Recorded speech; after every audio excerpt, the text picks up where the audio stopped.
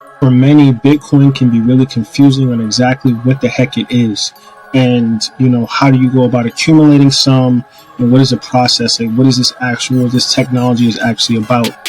Holding your private keys, in my opinion, is the most crucial step that you should learn before any other to protect yourself from actually losing your Bitcoin. The maze of technical and economic know-how can be intimidating to grasp at first, but hopefully this solo session will allow people to really have a better understanding of exactly what Bitcoin is, why the government can't ban it, and why it is not bad for the environment or bad for energy consumption. So hopefully this solo session should be short and very informative. And we're going to get into some really cool aspects of Bitcoin, in my opinion, the best digital monetary asset ever created by man. What is Bitcoin? In short, Bitcoin is digital cash on an electric peer-to-peer network where you don't need to ask your bank or government permission to give someone money. Bitcoin is a form of digital currency where transactions are recorded and linked in a data structure called a blockchain. A blockchain is a network that is secured through a consensus mechanism called proof of work. There is no centralized control of Bitcoin. For example, the federal treasury can only print US dollars, no other currencies or even any other cryptocurrencies unless you want to get into the realms of CBDCs. This gives an entity such as the federal government sole control to increase or decrease its supply of dollars. Bitcoin removes man's ability to manipulate money because man cannot print more Bitcoin out of thin air. This runaway printing that we're seeing with the Fed currently has caused, a ballooning of assets, for billionaires, and the debts of our children and the cost of living for the poor and the working class to only increase every single year. Bitcoin is decentralized, meaning there is no sole controller of how it operates or how it can be corrupted, coerced, manipulated, or the supply changed. This 21 million fixed supply or this 21 million fixed reserve is set to a specific scarce amount and cannot be altered or changed. A pseudonymous individual or group going by the name Satoshi Nakamoto created Bitcoin in 2009. According to Satoshi, Bitcoin can be defined as a purely peer-to-peer version of electronic cash that would allow online payments to be sent directly from one party to another without the burdens of going through a financial institution. Bitcoin in units. One whole Bitcoin can be broken down into a unit or denominations. One Bitcoin is equal to 100 million Satoshis, the smallest on-chain unit.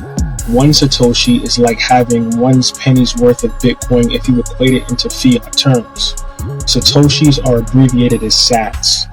A Satoshi millionaire is a Bitcoin holder with an accumulated 0.01 Bitcoin or 1 million Satoshis. That's what a Satoshi millionaire is considered in the Bitcoin ecosystem and in the Bitcoin world. What is Bitcoin backed by? In a traditional sense, a government backs money through gold or military power to secure that money as a reserve currency. Bitcoin is backed by nothing, which a lot of people would say, well, how does it have value? Why is it important if it's not backed by anything?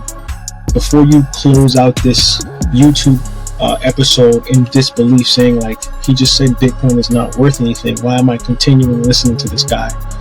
Ask yourself, this internet money that everyone is talking about, why is it not backed by anything?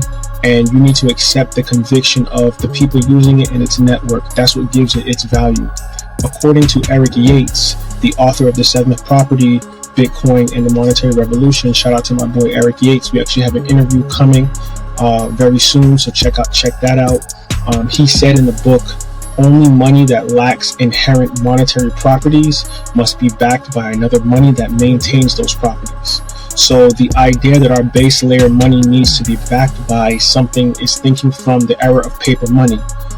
Do not confuse market value with monetary value. And Bitcoin has excellent economic value, which gives it market value. People often ask, won't the government just ban Bitcoin? And truly, if you're worried about Bitcoin being banned, you need Bitcoin more than Bitcoin needs you. Bitcoin cannot be destroyed or altered. It's like trying to ban Bitcoin is like trying to ban the internet or trying to ban any open source protocol that you see out there. In fact, countries have actually banned Bitcoin, such as China, and Bitcoin tends to just go to where it's most needed. So if a country bans Bitcoin, the hash rate just ends up moving to somewhere else that's more open and receptive to Bitcoin. Multiple technologies working together in harmony make these characteristics possible. In other words, Bitcoin is not powerful due to any single factor. In the Bitcoin's blockchain network, these characteristics are determined by the nodes that run the Bitcoin software. Think of a node as a beacon sending out a signal to communicate to its peers, to verify the information they receive, and then to broadcast those new details to everybody that's connected to those nodes. Nodes also organize what they know in data structures to confirm the consensus rules, which have been set in place since the inception of the Genesis block. Consensus rules are the rules that all full Bitcoin nodes use to determine if a block and the transactions in the block are valid. A big topic that's been coming up lately is people talking about Bitcoin being bad for the environment and doesn't use a lot of energy. Bitcoin mining is changing the energy sector, and a few people know about it. Bitcoin requires energy for its mining process and to power the network, but many other items use far more energy than Bitcoin does. Today, the Bitcoin network uses around 110 to 140 terawatts of energy, which is something the mainstream media says is damaging to the environment.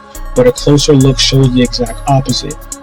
Bitcoin doesn't require as much energy as advertised, and simultaneously pushing Bitcoin towards a more greener and renewable future, because miners and Bitcoin miners are trying to find the cheapest way to gain cheap, effective, and efficient energy, whether that's using solar, hydroelectric power, flare gas, all these different renewable processes that we're seeing pop up.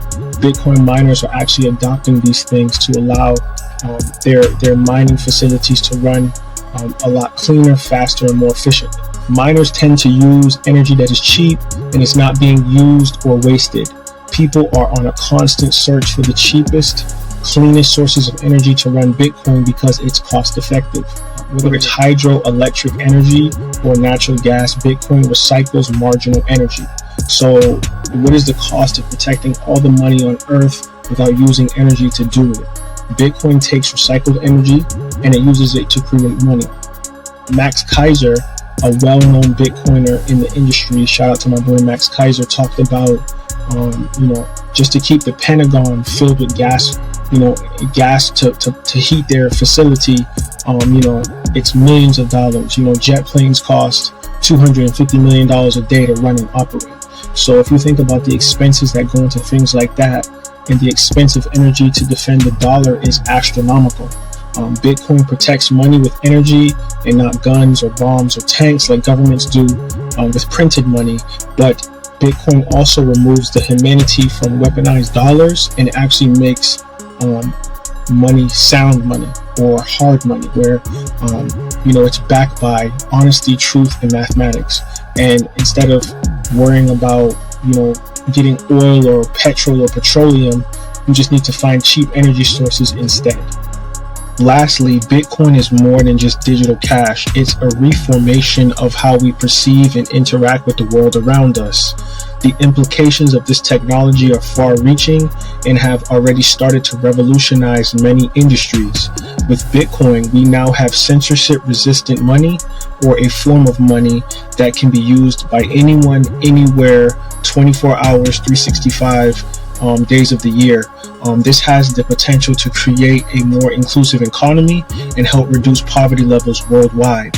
If you're new or interested in learning about Bitcoin, please check out the Bitcoin Source, my podcast, and these solo sessions to stay more informed with not only the information that I give you about Bitcoin, but all the different diverse guests that I have on my show that are experts and thought leaders in the space. So feel free to check out any episode that you like.